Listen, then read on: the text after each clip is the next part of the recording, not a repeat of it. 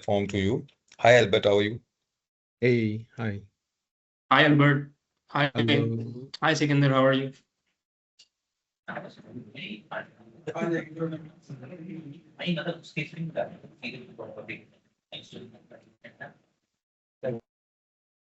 So am I audible now?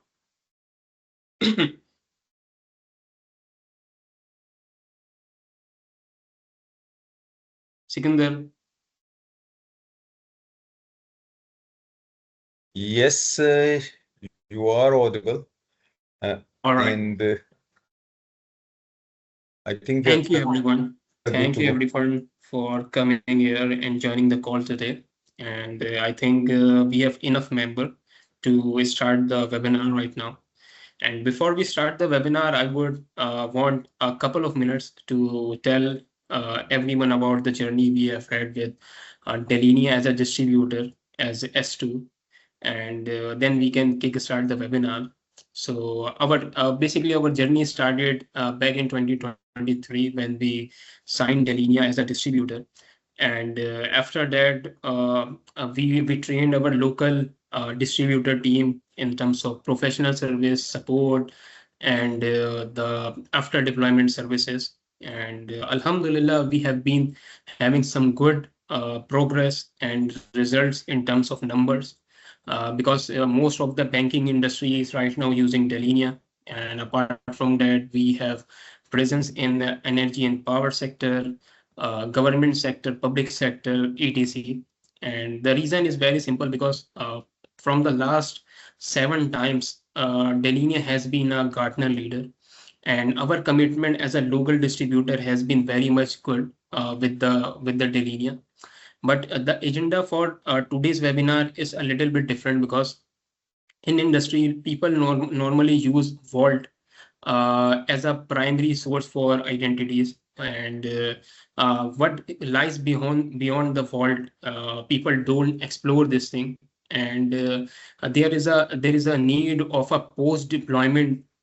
You can see security, because the threat actors are evolving, the attacks are evolving, and the PAM solution, the Vault you are using is not enough anymore, and you have to have some post deployment security as well.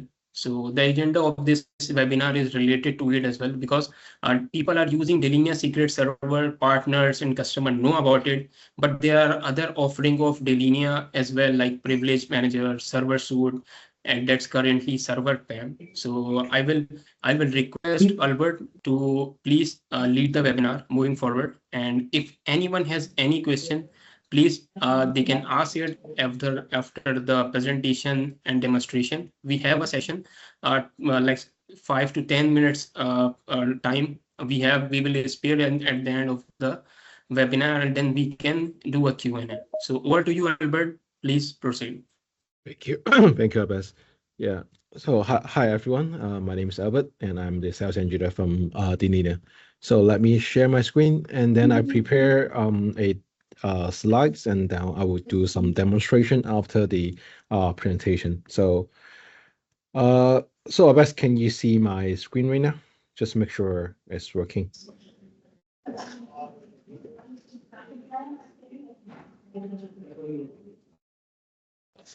Okay, assuming it's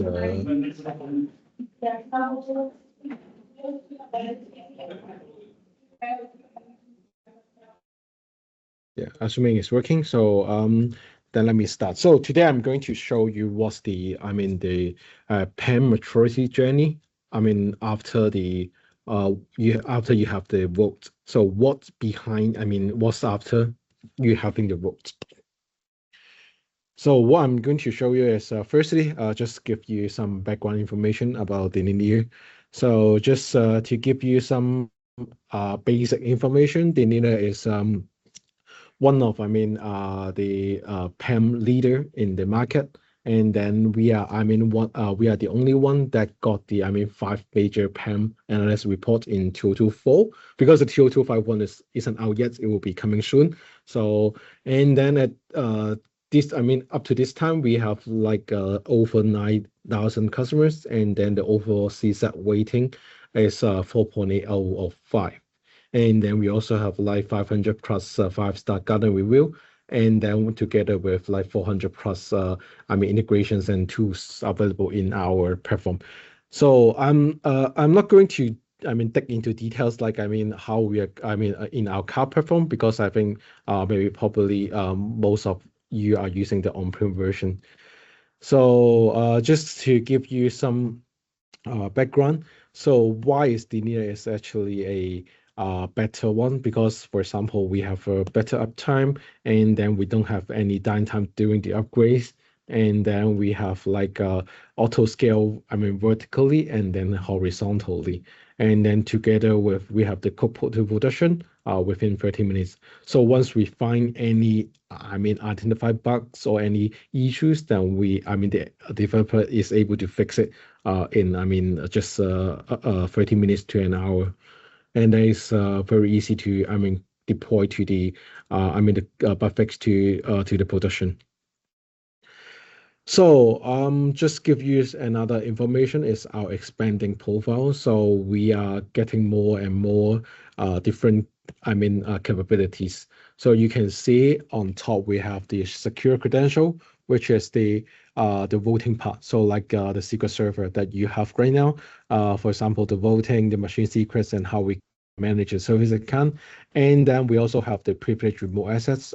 This is for the mainly for the SaaS version. So this is to do the VPN-less connection. So that means if you have any connection, you don't want to give the user the VPN, like the third-party vendor, we have a way that can use the VPN as browser connection, and then you don't need to give them any VPN to secure the internal resources. The next part is about the privilege and entitlement elevation, which is I'm going to talk about today. So we can cover like the servers, the workstations, and the cloud. For today, I'm going to cover the servers and workstations.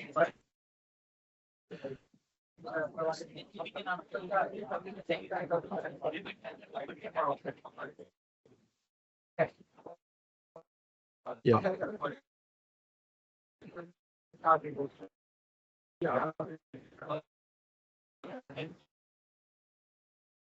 So yeah, let me continue then. So we have some centralized service because we also have like the identity governance and access control, also some identity protection, but those are cloud only service. So let's say we have you have an Entra on your cloud that you wanted to monitor the activities, and then you monitor the like the AI agents, and then you also wanted to look at the what identities you have in your Entra, AWS, or GCP.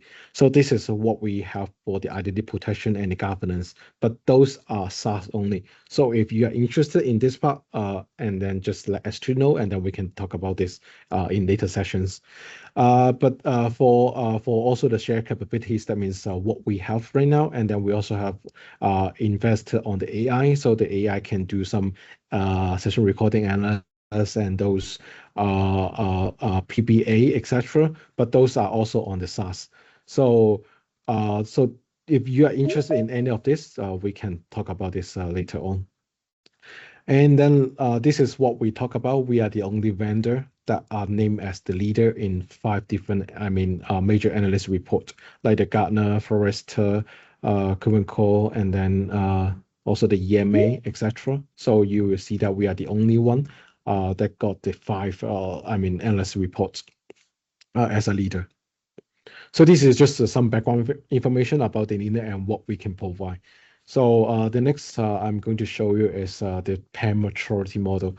So so what is the the maturity model we are referring to? So for example, we divide them by different phases. And the first phase, this actually is this phase 0 is high risk. So what it means is like you don't have any visibility on your privilege accounts. You don't have any control on the employee logins, and then you manage the credential manually, and everyone will have the full admin rights. So that means when they're on their laptop, when they're on any servers, they have the full control. They are the admins. So once they got compromised, and then the credential they used can use to access any servers, any internal resources. So this phase means you don't even have any basic control like the PAM or like endpoint solutions. And then with moving forward, and then we will go into phase one. So we can see that the phase one is to get visibility and reduce the attack surface. So what it means is actually means you have the voting. So it means, for example, you can discover and then you can vote different kind of credentials. For example, like the Windows domain, Linux, those you can do the discovery and then you can manage those credentials, and then you also can enforce the MFA for the login. So let's say if someone wanted to use the accounts and then they need to log into SQL Server, right? So if they need to log into SQL Server, then we can enforce the MFA for them to log in before they can actually see those accounts. And then we can also detect, the account takeover, because with the discovery, and then we can do some kind of different kind of discovery rules, and then we can take over the accounts if the rules match. And then we're also able to establish the remote access. So because with the voting part, we can manage all the credentials, right? And then with all those credentials being managed in SQL Server, whenever someone need to access, for example, I need to access a Windows server, I made the request, I made the, what time I need to use it, and then during that time, I can only, access this, the server or the, or the asset, during that time. And then with that, it's under, monitor. So I will have every single action will be in a session recording. And then we will also being able to automate the user identity lifecycle. So let's say you have integrate with Entra, the AD. So once those are onboarded, then it will be, those are the automated management. So when someone left the company and then you disable the user account in Entra, that will be disabled in our, platform. So that means it's how we can, make use of those, automated user management in the SQL Server. So on top of it, so this is the basic PAM, right? So after the PAM, and then what we can do further. So you can see the next phase is enhanced phase. So we are integrated with different policies and limit, the overprivileged users. And what we are going to do this, and firstly, we will going to enhance the discovery on all different kind of credential, including the Entra, like different cloud identities, not only the servers. And then we also have, do the cleanup on the admin accounts, because the more of the share admin accounts, that means once those accounts are being compromised or easily being compromised, then they will have a problem. And then the second part is the more of the admin accounts, the complicated to manage those admin accounts. So that's why instead of creating many different kind of admin accounts, how we can do the elevation part. How we can actually just let the user to do the task without giving them the admin accounts in this case, which we are going to talk about this in later. And then the third part is about how we can enforce the least privilege. So we don't give the user over privilege, we just give them the enough privilege, just enough privilege so that they can do their task. And then if they need to do any, job that is outside of their privilege, they can do the request and then to do some one-time, elevation for them to do the tasks. And then we can also enforce the MFA for the system login. We can also enforce the MFA for privilege elevation. It's not only about them to log into our SQL Server. It's also when they trying to log into, for example, like a Windows server, a Linux server, we can also ask them to do the MFA before they actually log into the system. The reason behind is like, for example, if right now I got a phone call, I need to maybe step out and then to take the phone call, and then the laptop will stay open. So if someone, walk past his laptop and then try to do something, or even like to take a secret and then, to do something, they can do it by this way. So that's why if we enforce the MFA for the system and the elevation, so whenever they try to do something on that system, they will need to do MFA, which they cannot because the user who can do the MFA is not available. So this is how we can, enhance the security by enforce the MFA on the system login and also on the privilege elevation.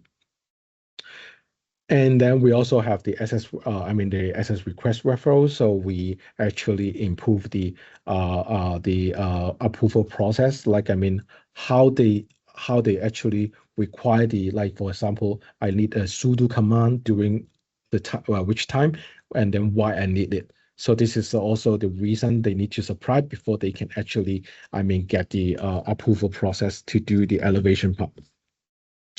Lastly is the phase 3, which is the adaptive. So basically this phase is talking about the automation and intelligence. So what is it about is so let's say we are able to discover every single account, and then we are able to do the least privilege. So what's the next is how we can actually to do the automation, like how we can manage a service account and how we can put them into management, and then so that when they use it, maybe they use the API and then to call SQL Server and then to get the one-time token and then to do their task. And then we can also, how we can leverage the different kind of audit data, like integrate with the SIEM tool, and then to determine if there's any, threat happening. And then we can also, integrate with like Tenable or those, detection systems to detect if there's any, certain risks in this case. Moreover, we can also use our privilege manager like the endpoint solution, and then it can also do some, it can also secure the user laptop in this case. So lastly is the most important part is how we can automate every single task without the human, interactions. So this is the maturity model that we are going to talk about. And then, so for today, I'm going to talk about more on the phase 2, how we can do the, like the least privilege, the system login, and then the consolidation of the accounts. So let's put this, a problem statement. So how we can protect those uncontrolled privilege access. So let's say there are, too many standing privilege that are never expire, or we will not actually review them. And then we also don't have the visibility on those, assets, like who did what and then when they did it. And lastly is how we can actually protect the lateral movement.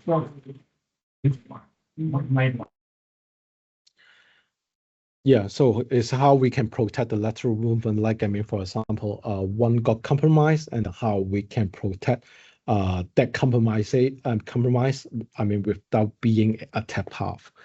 So this is what we talk about as the server PAM, how we can protect you on those servers. And so it's like a Linux, Windows, and this kind of stuff. So what is server PAM can do? So the server PAM can do like the consolidation of identities. And for example, like you can imagine on Windows, Linux, you may have like all those local accounts, right? What service we can do is we use Active Directory as a single source of identity. So you don't need to manage all those, local accounts in this case. So let's say you have like 10 accounts on one server. And then what if you have 100 servers? That means you need to manage 1,000 accounts already, which is making the operation very hard. But if you are having the server PAM, then what you will need is just one single AD account, then they can access 100 Linux Windows server in this case. So what you need to manage is just one single AD account in this case. And then what it can also do is we can implement the least privilege and then the zero trust best practice. So how we can do it is normally when the user log in, the user will have the least privilege. That means they will not have.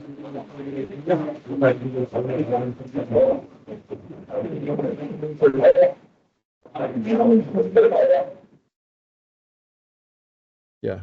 So that means the user, when they log into the system, they will be giving the least privilege. For example, they can only access the basic stuff, and then if they need to do something else, then they need to ask for with approval, they need to get, the approval before they can do it.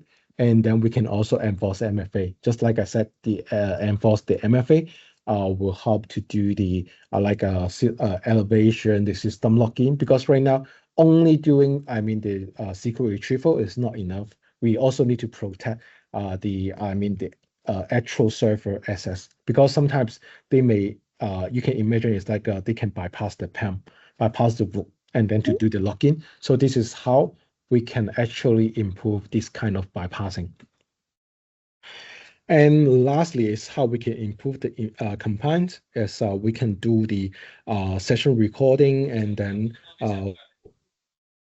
the session recording can actually happen on the target server, even though they try to bypass the PAM to do the login. It will also have the session recordings. So this is just like what.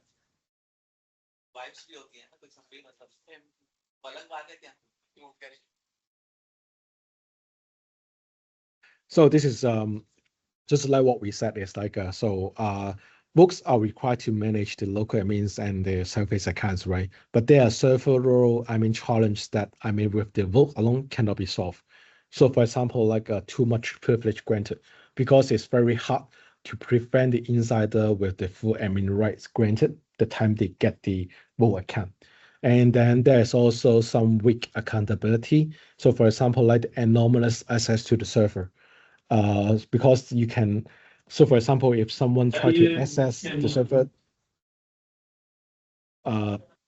directly, and then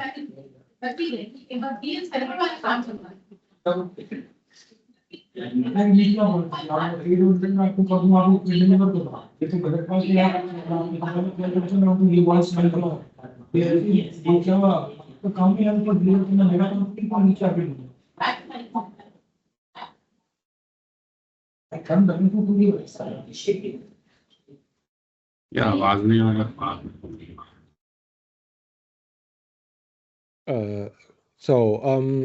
I'm talking about the so let's continue. So for the weak accountability, it means, for example, if someone taking out a vault account and then he directly access to the server, you will not be able to look at the session recording in this case. So this is how important is if we have the server PAM, we can record every single activities on the server, even if someone trying to bypass the PAM. And then lastly is like the server cannot determine the human versus the bot with compromised credential access. But with the server PAM, because if there's any user trying to access, they will need to MFA, which the bot cannot answer the MFA.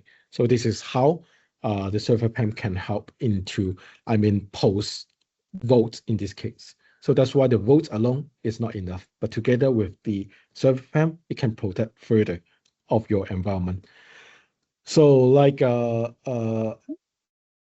so this is the challenges and risks that you may face in securing the servers. For example, like it's complicated IT environments.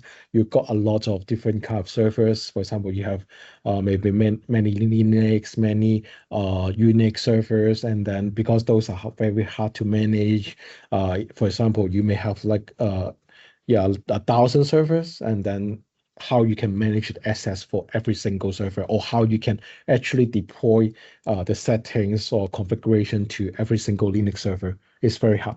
And then also some excessive, human and non-human admins, and then the share admin passwords, and then the accounts, and also how you can you may do some manual provisioning and deprovisioning process. Because, for example, if you have the accounts on the Linux or Unix server, how you are going to create a new user? You may need to do it manually, but if you have like 1,000, 10,000, it will be very hard for you to manage those. और मुझे आपके बंदे ने बोला था आज आपको order मिल जाए। अब आपने ऐसे करना है तो कोई मसला नहीं, मैं कहीं और बाहर से ले लूंगा, फिर मैं फिर लिंक्डइन पे शिकायतें ये लाजमी मैं स्क्रीनशॉट डालूंगा। ये आप क्या बात करें?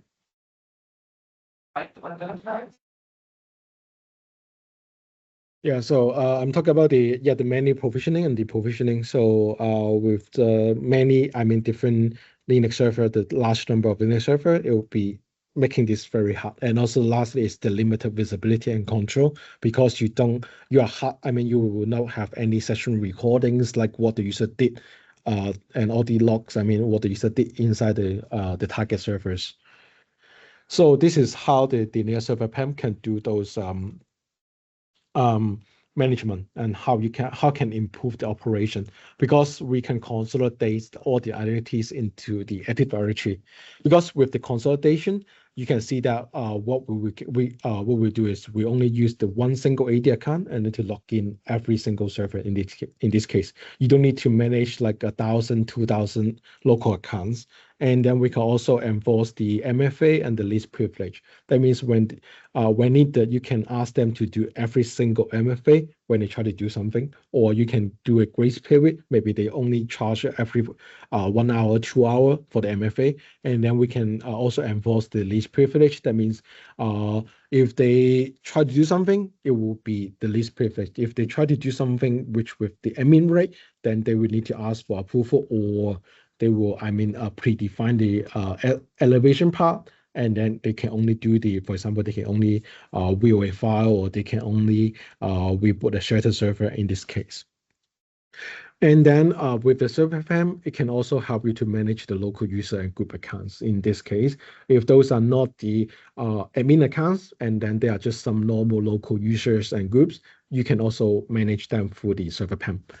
And then it will also have the continuous monitoring and reporting, because with the session recording available on the target server, every single user login will be recorded. Every single service account login will be recorded. Even someone running the script will be recorded in this case, and we'll have the full audit logs and reporting. So the next part I'm going to show you is the general, architecture overview. So you can see the servers, and then the Windows, Linux, Unix, they will be, connecting to the Active Directory. So that's why the AD user will be able to log into those, servers. And then for the MSA request, we will do the connector. And then, for example, it will also integrate with this SQL Server. In this case, as you can see, in this case, like the SQL Server may manage those like router, switch, and then firewall. But then for the on top of it is like the Windows, Linux, Unix. It can be managed by the server PAM, and then to enhance the access request. So this is the full picture of the server PAM together with the SQL Server. This is what it will look like when you have both together. So first thing about this is the AD bridging. So the AD bridging means how we can join the Linux, Windows, and then to the Active Directory environment. And then, so let's say I'm in your Linux, because right now Linux is very, very hard to join to the, to single source. Maybe they can do the LDAP, but with the LDAP, they cannot do the granular control. So that's why with the AD join function, the Active Directory bridging, the AD bridging function, we can consolidate every single user identities, from the AD. So that means you can use the AD account and then to log into every single Linux machine in this case. And then you can also control, like, maybe user A can only log into Linux A, but not Linux B. So we can give you the, granular control, like who can access to which server in this case, and what, and what privilege they have, and what tasks they can do on different servers in this case. And then secondly is we can also do the, the migration of the Unix user into AD. And then we can also do the single sign-on. So right now, you may need to use some password, right? With the server PAM, you can use the Kerbals, which is the single sign-on technology, to increase the, security service in this case. Because the more password you type, the more easy that, the password will be shown to the others. So that's why, for example, if you just log into one single server with password, but then from this server to the others, you can use the Kerbals to the, to jump into the other servers to do a more secure connection.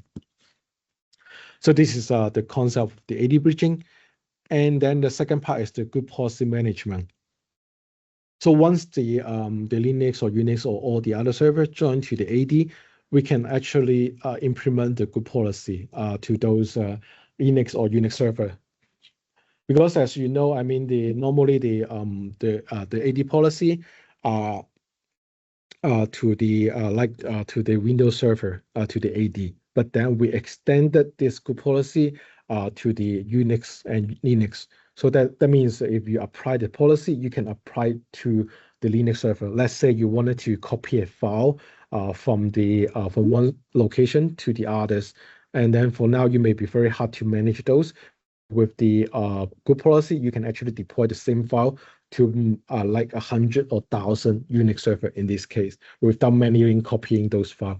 Or if you wanted to maybe, let's say you wanted to implement some cron job or some settings on the Linux server, then we can also use the group policy to do mass deployment. That will help a lot with the operation time, because you do not need to, manually to do those tasks or find a way to do it manually and individually. We can do the mass deployment in this case.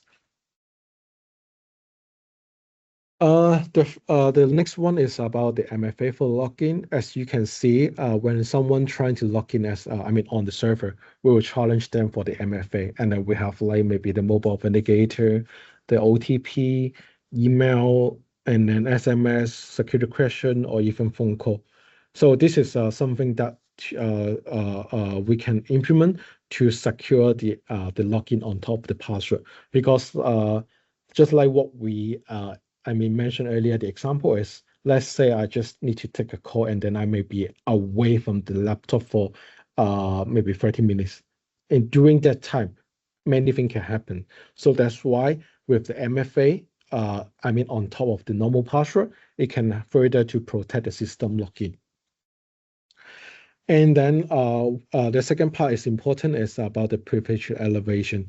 So we can manage the privilege without sharing the password. What it means is like we can actually, the user can actually elevate to, like, for example, like a root or admin without giving them the actual admin or root account password. We don't need to share those voter account to them, but they can still elevate it as an admin or root account in this case. And then we can also do some granular control, like what command they can run or what command they cannot. And then we can also like do the application, like for example, maybe they can open up maybe some ADUC, but they cannot open up PowerShell. Just example. Those are the examples that how we can control granularly for those application or commands. And there is also one example that we always love to give to the customer, is like, so if I give, for example, if my boss gave me like a credit card and asked me to buy a Coke from 7-Eleven, right? I can use the credit card to buy more than a Coke. For example, like I can buy a TV or whatever. He will know after I actually, bought those items, but he will not know the time I bought it. But what if my boss gave me a $10 note? I can only use $10 to buy limited items, like for example, maybe one Coke, and that's it. So this is how important to implement the least privilege, and then so they will only use the least privilege to do their own tasks.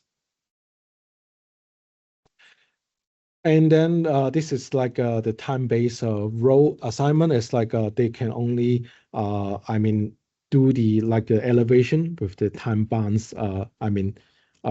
Assignment. So for example, they request it for like an hour, then they can only do it for an hour, and after that they will need to return the elevation, and then if the next time they need it, then they will need to request it again. And then this is this elevation for the MFA for the elevation. So because not even the normal login, we also think that the elevation is also important to have the MFA. And then this is also something you can control. So for example, if they do the MFA for maybe one time, then they don't need to do it the second time, etc. So this is configurable.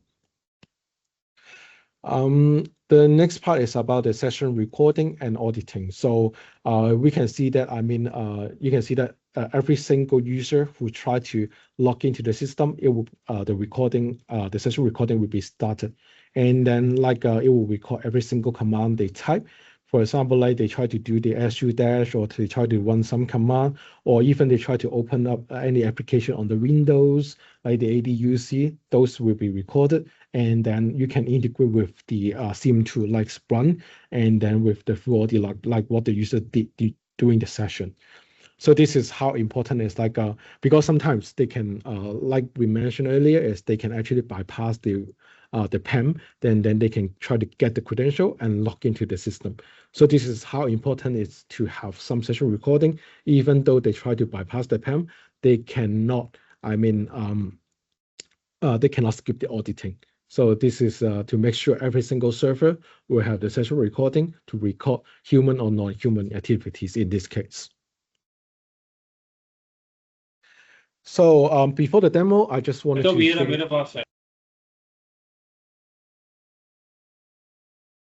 Yeah, before the demo, I'm going to do some use case sharing. So let's say we have some banking customer. Yeah, we have a banking customer, and then the reason they choose that is they like the privilege and elevation and delegation management. So because they have a use case, it's like they need to run the script. They need to run the script a lot, but they don't want the user to have the full admin right to run the script, because there are some commands inside the script that are very sensitive. So that's why they use our tools to do the elevation, and then to do the to run the script when they need that permission, and only to certain user, so that they will not have the full admin right all the time, except running the script, the certain script, because they can define the scripts they wanted them to run. And then they also like the consolidation of the Unix identity, because they have actually they have more than 50,000 servers. So that's why it's very hard for them to manage every single server. But with our consolidation of the,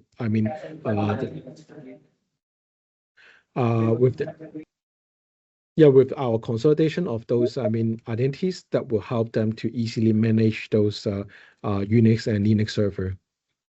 And then they also love the session recording control, because for the Unix and Linux server, it's very hard for them to do the control, because those, for example, they have some AIX or those systems which are hard, for them to do the control. And then they wanted to also monitor if someone trying to access maybe the server with a local account, how they can actually have those recordings, and then those the reportings on those servers. So that's why they wanted to have our server PAM, and then to be installed, and then to improve the operation. It's mainly for those operation purpose in this case. And then we also have some telco customer. They wanted to, how they can actually control to their OSS and infra components. So because with the server PAM, maybe they have some Linux, Unix system, they are, uncentralized. So with those kind of stuff, and then those are maybe some in the DMZ zone, which are very hard to manage. So that's why they wanted to use our server PAM, and then to give the least privilege across, different access layer, and then also with the MFA and the and also the session recording, because the some DMZ zone, they are, they may be very Sprawl, and then very hard to, centrally manage, and then to have the session recording, and then to monitor every single access. So that's why the customer decided to pick the server PAM, and then to manage their OSS and infra components. Lastly is our one of our manufacturing customer. So they have some maybe air gap environment, and then they wanted to manage those air gap environment with the AD bridging to unify the Unix and Windows access across the production and the corporate. Because with the server PAM, we can actually do some offline login, which is what they are looking for, because they will have a lot of offline machines or access. So that's why they wanted to have the server PAM, and then to do the session recording, even though it's offline. So whenever it comes online, then the session recording will be sending back to the database, and then so that they can review. So this is also one of the why the manufacturing customer looking for the server PAM solutions. Besides after they have the vote. So this is those are the use case that we share.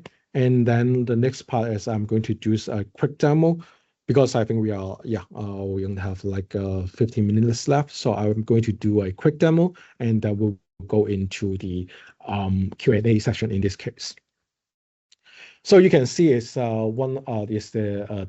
SaaS version, but it's actually similar to the on-prem version. So we can actually, you can see in the policy, it's like we can actually control the user who can log in to the server by the policy or the zone in this case.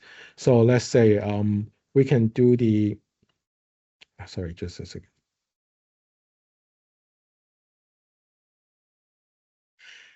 Yeah, we can do the endpoint login. So let's say who are the user who can log in to which target.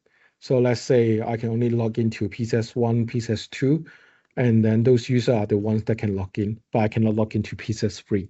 So so this is how we can do the grouping. It's like who can actually access on which server, and then what are the privilege they have.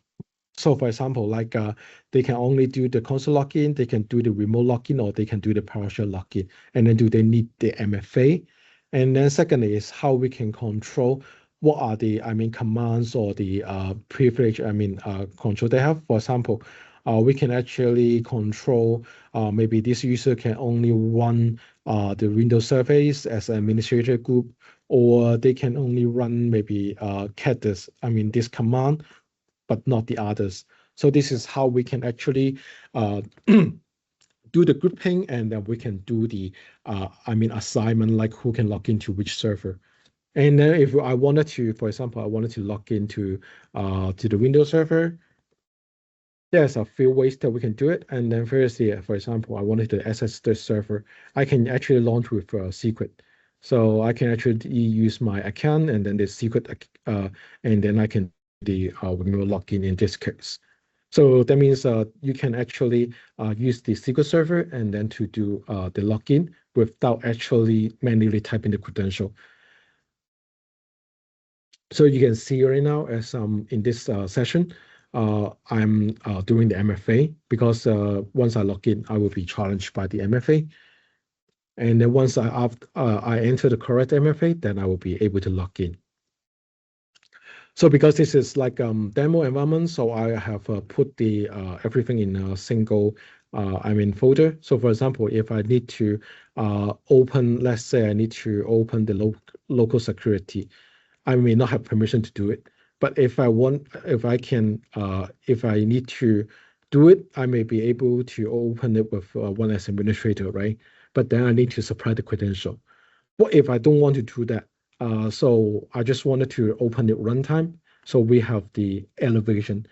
With the elevation, you can see that we can actually do the elevation, and then it will help you to open the local, security policy. But before that, we need to also answer the MFA. So once we finish answering the MFA, then it will allow us to open this local security as the administrator group without actually providing any credentials.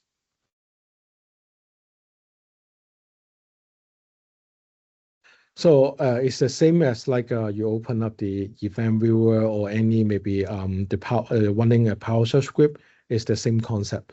And then on top of it is like we can actually do a desktop. So that means if I granted the user to do a actual desktop instead of a single, single application, the user can actually have the admin right during the time he launched the desktop. So that means within this desktop, he is the full admin to control what he can do inside this desktop, like opening the Chrome, opening those applications. So this is another way to give the access, not only to certain application, but also to the whole desktop in this case. So this is the Windows, and then we can also do some control like on the servers. So on the Linux or Unix server, we can use the secret, right? But we can also actually use the manual input, or we can just a second, or we can actually log in with the credential in this case, like what you have, and then once after that, the user will be also challenge the MFA in this case.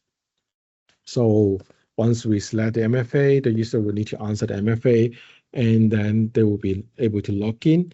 So for example, if I try to run a command, like try to do su root, you can see it's not allowed. So that means we don't allow them to do it, but we allow them to run, for example, another command, which is the shadow. So this is how we can actually granular control not only the application but also different commands, and then those stuff will be sending back to the session recording. So you will see that what the user did, then they will have the session recording available in this case. So even, for example, like this is the live session, and then what the user did, like what the user tried to do on every single command in this case. So this is how we can actually do it with the with the server PAM. And then the user I'm using is actually AD user. So this is my user. And then these are the Active Directory user. So I just use one single user and then able to log into all the other machines in this case. So the next one is the Q&A. So we still have like 10 minutes for the Q&A. So if you guys have any questions, please let me know.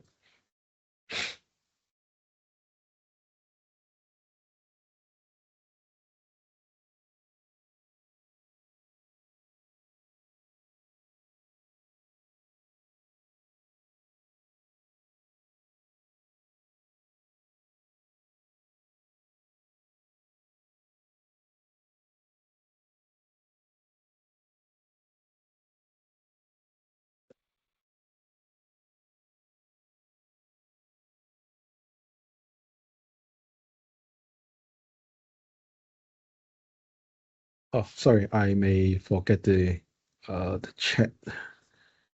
Let me see. Let me do it one by one. So let me see.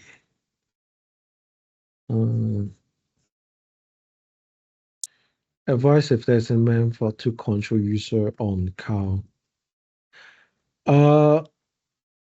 We can control the user on the call. It depends on what you actually want, because I think the control of the call is actually related to the PAM system. So I can give you some example. We can run the discovery on the different cows, and then so you can see those are the cow identities like Entra, AWS. So this is the way how we can manage and then control the cow entities. If you wanted to know more about this one, please email us and then give me more detailed use case, and then I can send back to you on the details on how we can do it.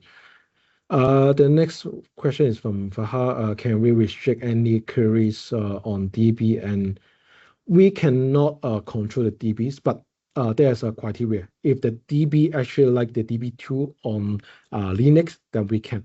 So because basically the control is on the Linux and Windows side. For Windows, we can control the actions, like what application they open.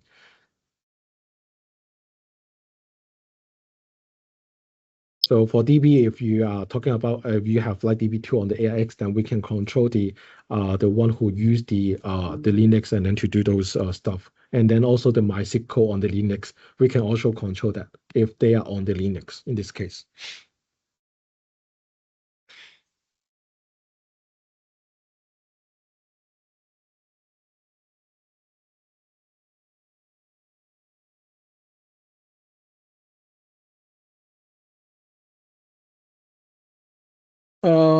So for the Windows, we can also control the Windows like opening applications, but we cannot control the command. So in the Windows, it's like we can control like we can block the ADUC, but we allow them to open the group policy. So on this kind of application control. For the what Delinea application you use for multi-factor authentication, we are not using any application. It's actually maybe let me show you once again the architecture in this case. So you can see in the architecture as actually we are using the connector.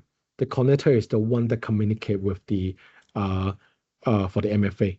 So this is the component that we will need, and then to do the MFA request in this case. This is not you can imagine it's like a proxy, and then to handle the MFA request, and then to link it back to the user. If anyone using DB on Windows and we want to, if anyone using the, sorry, just a sec, using the DB on Windows and we want to restrict some, I don't think we can control this kind of query because this is more like a command control on the Windows, which we cannot. But if the user are using the PowerShell, then we can control the PowerShell in this case.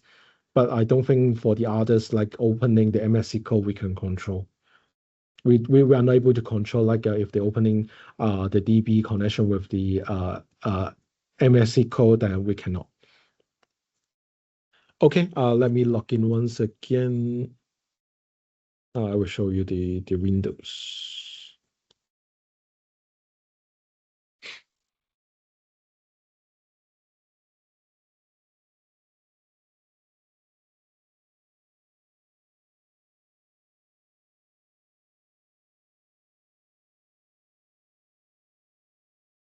Yeah, while I'm logging in, let me answer the last one. Is Delinea working on Windows Action restriction and Windows DB restriction?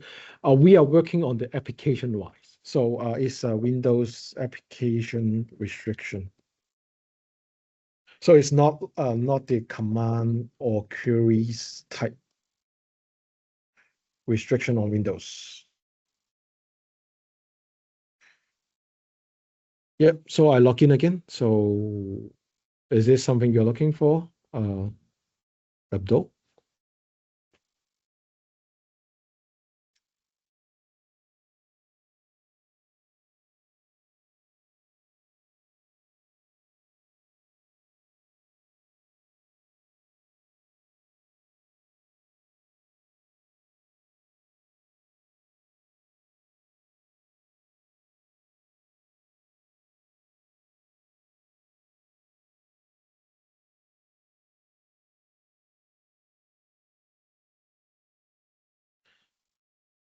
How I log into? Oh, okay.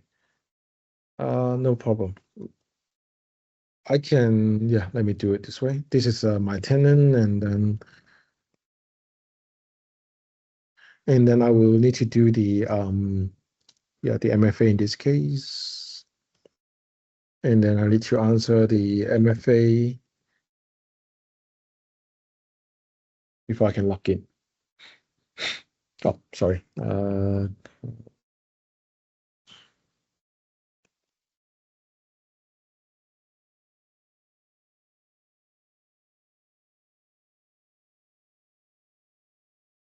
Yeah, this is how I log into the Delinea.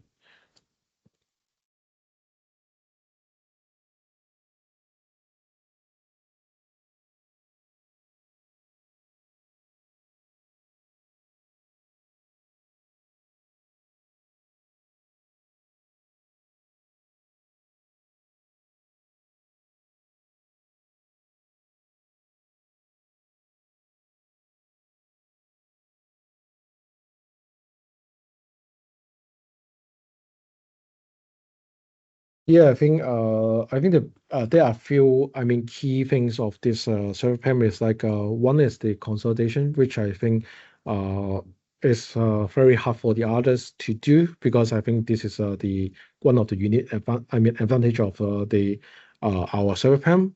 And then the second part is the group policy and also the MFA and the elevation. So this is the those are the focus, part for the server PAM solutions in this case.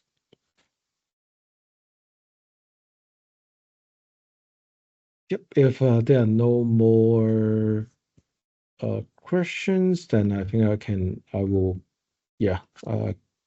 give back to you, I guess, to wrap up, this webinar.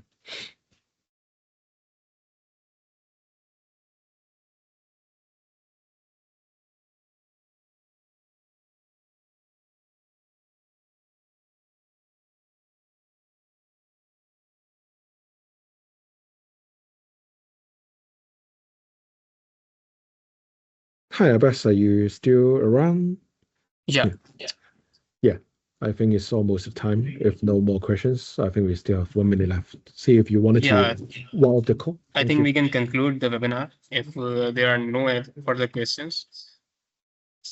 Yeah, if you have any further questions or you have any further queries, please send it to Abbas or send it to me so that we can, do it after this webinar as well. Yeah. Definitely.